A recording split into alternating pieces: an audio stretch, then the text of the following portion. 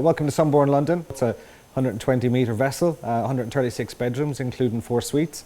This ship is between 8 to 11 years old, and it was actually built as a hotel. So this means that it actually has no engine downstairs, which leaves a lot of space downstairs. She was based over in Finland for a number of years, and then she was tugged over to Holland, which took about 10 days to go through a refurb, more mechanics downstairs than front of house. And then eventually she was slowly but surely tugged over, where she was at Tilbury for a few days, then moved over to Pontoon Dock, and then finally last week she came to her final resting position in Queen Victoria Dock.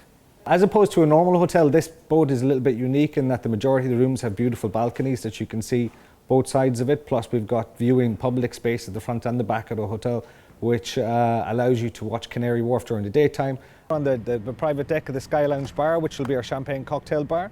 The backdrop, as you can see, is Canary Wharf, which illuminates at night time.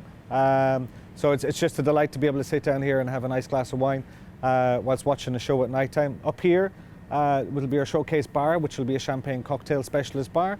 And I'm working on an afternoon tea concept, which will be something like under the sea. So at the moment I've got some beautiful handcrafted afternoon tea stands being produced, and we're just working out the logistics of how we're going to have some seahorse cookies and some blue cakes and all this kind of stuff. So that's a little bit exciting, a little bit good fun at the moment. The Auditorium is probably my favourite room on the Sunborn yacht, and I'm really not sure why. It just has this wonderful feel about it. It's essentially set up to sit about 50 people.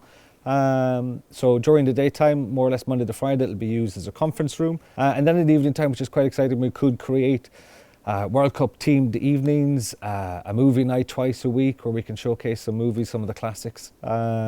So yeah, so there's just something almost eternally romantic about it, which I really like. The restaurant, which we've proudly named Land's End Restaurant, I'll tell you the story in a little bit.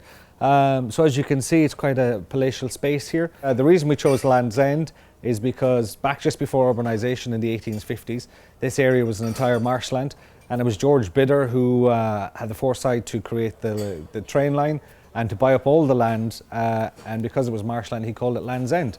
So we like the link with the heritage there. So out of all the names, it filtered down, and that was the kind of one that stuck out the best. So we're hoping that we'll create a destination restaurant here with some beautiful cuisine and service and wines. At the moment, we've got 136 bedrooms.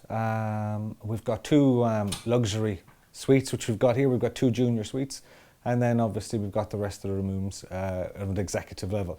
So this is one of my other favourite rooms. I've got 2, I should say the restaurant, but you know, just from a hotel point of view. So this is one of the luxury suites, and we do have the outside decking space, which is beautiful, and it's south facing. Here in the living lounge room, we've got a beautiful dining table just over there, and we've got a couple of other special features in the bathroom, which I'd like to show you. Here we are in the glorious palatial bathroom of the luxury suites. We've got a few key features here. We've got the jacuzzi bath, and also something that's a little bit special, we've got your own little sauna in here. Can fit up to 5 to 6, so you could fill the jacuzzi bath with champagne and just indulge yourself between here and the balcony outside. Thanks for joining me on the behind the scenes tour of Sunborn London. We have a lot to do in the next few weeks to get it ready for the public. We've got a lot of furniture, a lot of soft furnishings, and a lot of secret stuff I can't really tell you about just yet, but thanks for taking a sneak peek with me, and I hope to see you in a couple of weeks when we're open to the general public.